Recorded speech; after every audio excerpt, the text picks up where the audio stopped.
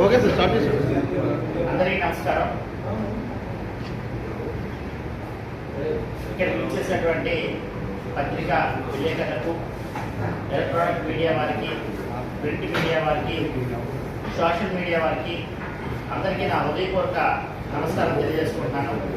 నా పేరు పాసర్ల ప్రసాద్, అడివరం మాజీ సర్పంచ్, అదేవిధంగా సింహాద్రి దేవస్థానం ధర్మకర్తల మండలి సభ్యులుగా పనిచేశాను. ఈ మధ్యనే తెలుగుదేశం పార్టీ ప్రాంతీయ సభ్యత్వానికి, అదేవిధంగా ప్రధాన కార్యదర్శిగా, విశాఖ పార్లమెంట్ ప్రధాన కార్యదర్శిగా కూడా రాజీనామా చేసి ఇండియన్ నేషనల్ కాంగ్రెస్ రాహుల్ గాంధీ గారి, అదేవిధంగా సోనియా గాంధీ గారు, అదేవిధంగా మల్లికార్జున ఖర్గే గారు ఆశీస్సులతో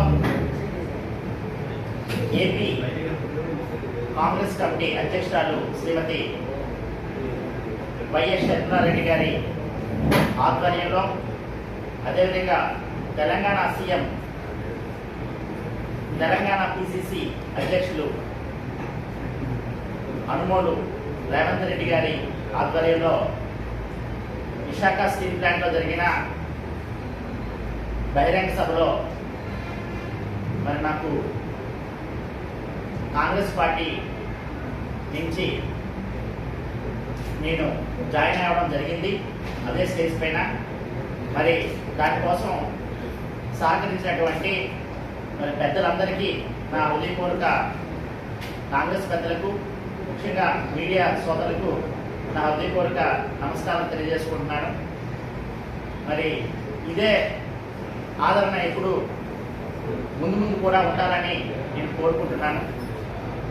ముఖ్యంగా ఈ ప్రెస్ మీట్ పెట్టడానికి ప్రధాన కారణం మరి మొన్న విశాఖ స్టీల్ డిక్లరేషన్లో కాంగ్రెస్ పార్టీ ఒకటే ఒక నినాదం తీసుకొచ్చింది. అదేంటంటే ప్రశ్నించే గొంతుకు అవుతున్నాను. షర్మిలారెడ్డి గారు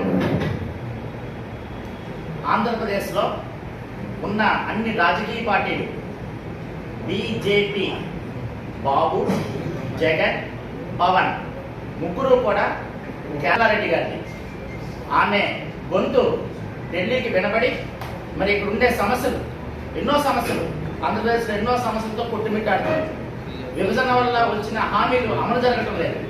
ఆ హామీలు అమలు జరగడం కోసం ఆమె నిరంతరం పోరాడుతున్నారు. ఆమెకు మద్దతుగా మేము కూడా కాంగ్రెస్ పార్టీలో జాయిన్ అవ్వడం జరిగింది.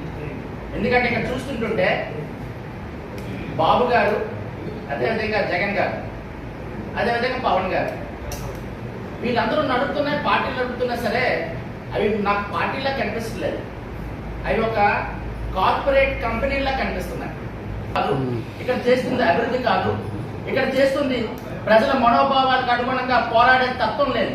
రాజకీయ పార్టీ అంటే పోరాటం, ఆత్మ. రాజకీయ పార్టీకి ఉండాల్సింది పోరాటం ఉండాలి. ఆ పోరాటాన్ని పక్కన పెట్టేశారు. గత 10 సంవత్సరాల నుంచి వీళ్ళు ఒకరి మీద ఒకరు నిందలు వేసుకుంటున్నారే తప్ప పోరాటం అనేదాన్ని పక్కన పెట్టేసి వ్యాపారం చేయడానికి, వీళ్ళకి 5 సంవత్సరాలు అధికారం వస్తే వీళ్ళు వ్యాపారం చేసుకోవడం, మైన్స్, శాండ్, వైన్స్ అన్ని దోచుకోవడం, మళ్ళీ వీళ్ళ మీద వ్యతిరేకత వస్తే వేరే ఒకరు అధికారం రావడం, వాళ్ళు దోచుకోవడం.